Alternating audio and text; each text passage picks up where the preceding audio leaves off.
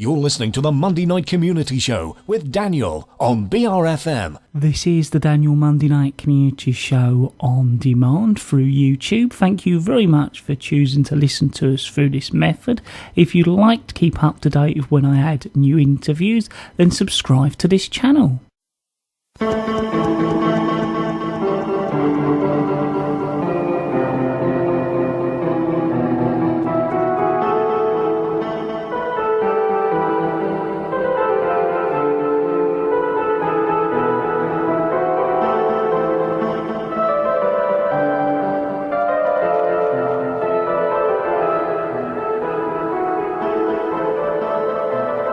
Muddlarks Drama Group proudly present Black Lily, a Preston mystery in 6 episodes. Episode 4.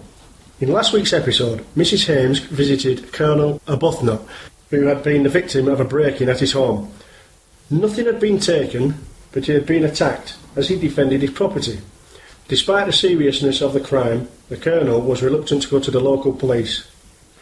It's now the day of Upper Middleton's village annual show, and Mrs. Hames, who has been asked to be the head judge this year, is preparing to go around the exhibits with co-judges Mrs. Cynthia Rowbottom, chair of the committee, and Mrs. Doreen Halliday, a member of the local horticultural society. I must say how pleased we are that you have agreed to be our head judge this year. My husband and I follow reports of your work in the papers. Jolly good show.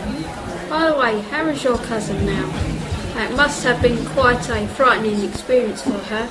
Cora's doing very well, thank you, Mrs. Halliday. She's staying with Lady Farnshaw at her sister's. Have the police caught the kidnappers yet? No, but Inspector Lestrange said that it's only a matter of time. How clever of you to work out all those clues. Doreen, I'm sure Mrs. Hames doesn't want to talk about her cases in the middle of our marquee. I'm sorry, Mrs. Hames. That's all right, Mrs. Halliday, but I have a feeling that solving cryptic clues will be a lot simpler than trying to pick the winners in your flower and produce show. Nonsense, my dear. We don't consider ourselves in the same league as the Chelsea Flower Show. It's all done in a spirit of good humour. I don't say that I'm one or two exhibitors who try and take it seriously. Bit of gentle rivalry here and there. That's only to be expected. It's just a case of deciding which jam or cake you like the taste of. And as for the flowers, you pick the ones you like the look of. And as for the vegetables, you can easily see which ones are the best. I don't want to upset anyone. If you're unsure about anything, Doreen or I will help you out, of course, but I'm sure that won't be necessary. Where is the trophy? I thought we'd agreed to have it on display in the centre of the marquee. Abigail thought it would be better to leave the trophy at the Colonel's until we're nearly ready to announce the results. Then she would go with him to fetch it. She's still unhappy about having something that valuable on open display for longer than necessary. Really? Anyone would think it was her money we were spending. It's 2 o'clock now, we'd better get started. Indeed. Ladies and gentlemen, will you all please finish setting out your entries for judging? Leave the marquee now, please.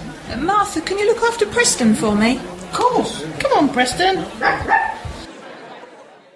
Shall we start with the flowers? Yes, I think so. Then we'll go on to the vegetables and finish off with the cakes and jams. And wash them down with a nice cup of tea afterwards. Hello, Martha. Why aren't you showing your roses this year? I've been away for a couple of weeks and the green fly have taken over. Oh, bad luck. Have you seen the Colonel? Now you mention it, I can't remember seeing him come out with the tent with the rest of us. You know, I had thought that he'd have gone and had to be dragged out of the tent after somebody tried to steal the new plant of his. Abigail, have you seen Henry? Not since he set up his entry. When was that? About 20 minutes ago, I think. It's all been quite hectic. Isn't Henry's table next to yours? Yes, but I've been concentrating on getting my flowers displayed right. I think go and have a look round for Henry? Oh, there's no need, Martha. I expect he's gone back to his place to fetch the trophy. I wanted to go with him just to make sure everything was all right. You know, he should have waited for me.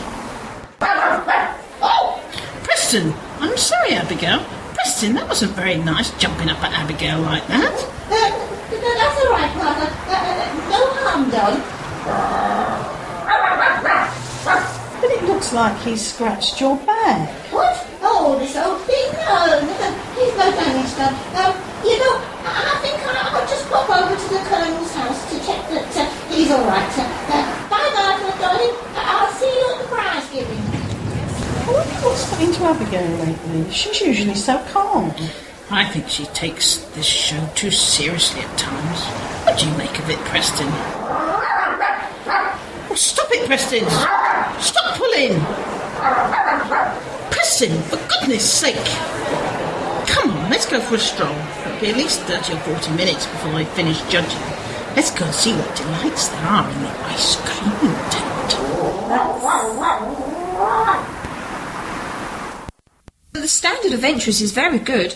I can't see how we're going to pick the winner. Yes, we do like to make the best effort we can, despite the difficulties over the past few years. Now, this is Colonel Arbuthnot's entry. I have to say, I can't see what all the fuss has been about. It's a very dark colour, admittedly. Doesn't look very black to me. I have to agree with you, Doreen. You don't think he's tried painting a normal lily with watercolour paint like he painted Daisy last year? It certainly looks artificial. I respect Henry very much, but he really has gone too far this year. No, I'm not sure, but I don't think that this is the Colonel's plant. What do you mean, Mrs. Haynes? There were no other lilies entered in the show, and Henry has been telling everyone for months that he has grown a black lily. I saw the plant at the Colonel's. It didn't look like this. Someone call for an ambulance.